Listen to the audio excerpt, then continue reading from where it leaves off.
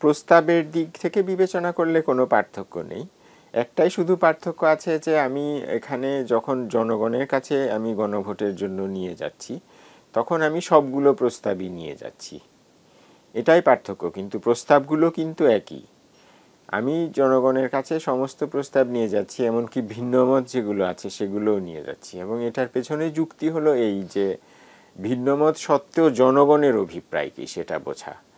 যে যেমন ধরুন, আমি উদাহরণ হিসাবে যদি উচ্চকক্ষের সংখ্যানুপাতিক পদ্ধতির কথাই বলি, এটাকে যদি আমি একটা প্রস্তাব আকারে জনগণের কাছে নিয়ে যাই এবং আমি তফসিলে সংযুক্ত করি, তফসিলে সবগুলো প্রস্তাব আকারে সংযুক্ত করার উদ্দেশ্য এটাই যে আমার সংস্কারের মূল প্রস্তাবগুলো কি কি, এই যে 48টা সংস্কার বিষয়ক প্রস্তাব আমার আছে, সেগুলো জনগণের কাছে ভিন্নমত ছাড়া দেওয়ার কারণ এটাই যে যাতে করে বোঝা যায় যে ভিন্নমত রাজনৈতিক দলগুলোর থাকলেও একজন নাগরিক হিসেবে জনগণ কি ভাবছে।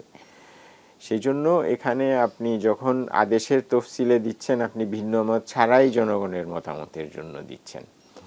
এতে করে যেটা জানা যাবে যে ধরা যাক যে বড় বড় দলের কিছু কিছু বিষয়ে আপত্তি আছে, তারপরও জনগণ নাগরিক হিসাবে কি চিন্তা করছে সেটা জানার ক্ষেত্রে তো এই ভিন্নমত নিয়ে গণভোটে গেলে এটা আপনি জানতে পারবেন না। জনগণের এই মতামতটা জানতে হলে আপনাকে এটাকে প্রস্তাব আকারেই জনগণের কাছে নিতে হবে। তবে অবশ্য এই যে পুরো প্রক্রিয়াটা গণভোটের আগ পর্যন্ত, সেই প্রক্রিয়ায় আপনি এবং রাজনৈতিক দল জনগণকে অবহিত করতে পারবেন। যেমন বিএনপি জনগণকে অবহিত করতে পারবে যে এই সংস্কারের সংখ্যানুপাতিকের পদ্ধতিতে উচ্চকক্ষের ব্যাপারে বিএনপির ভিন্নমত আছে।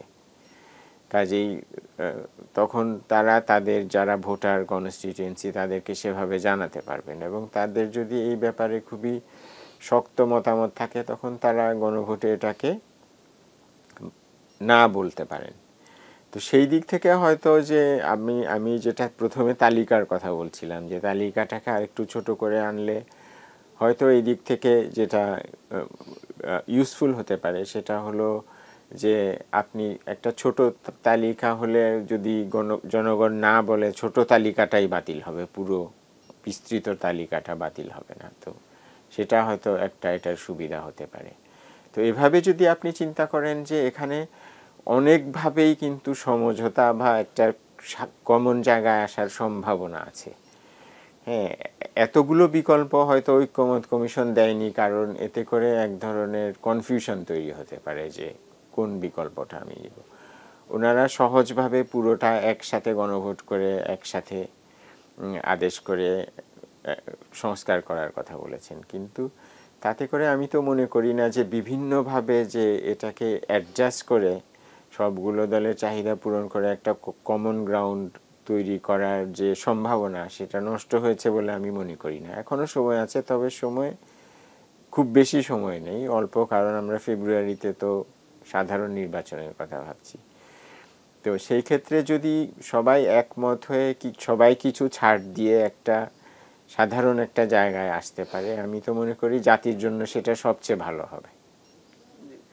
এক্ষেত্রে রাজনৈতিক দলগুলো কেউ কেউ বলছে যে এখানে কমিশন প্রতারণা করেছে, এবং আরেকটা কেউ বলছে যে না, প্রমাণ নাই। হ্যাঁ হ্যাঁ, আমি এটাকে প্রতারণা মনে করছি না, কারণ জুলাই সনদ তো একটা স্বতন্ত্র দলিল হিসেবে আছেই এবং ওখানে সমস্ত ভিন্ন মতের কথা বলাই আছে। শুধুমাত্র যেটা বলা হয়েছে যে এটা যদি বাস্তবায়ন করার প্রক্রিয়া এখনই শুরু করতে হয়, পুরোটা নিয়েই গণভোট করা উচিত। কারণ পুরোটা নিয়ে গণভোট করলে আমি বারবার যেটা বলছিলাম, আপনি জানতে পারবেন যে ভিন্নমত সত্ত্বেও জনগণ কি চাইছে। কিন্তু আপনি যদি ভিন্নমতের বিষয়গুলো গণভোটের বাইরে রাখেন, তাহলে তো আপনি ওই ভিন্নমতের বিষয়ে শুধু রাজনৈতিক দলের অভিমত জানতে পারলেন, জনগণ চাইছে কিনা সেটা তো আপনি জানতে পারলেন না। তো এই যে একটা এত বড় আয়োজন করে গণভোট আমরা করতে যাচ্ছি, তা সেই ক্ষেত্রে আমার তো মনে হয় জাতি হিসেবে উচিত যে ভিন্নমতের বিষয়গুলোতে নাগরিক হিসাবে দেশের জনগণ কি মনে করছে। না হলে তো এই গণভোটের কোনো অর্থই থাকে না। এত পয়সা খরচ করে সময় নষ্ট করে এই গণভোট করার অর্থ কী?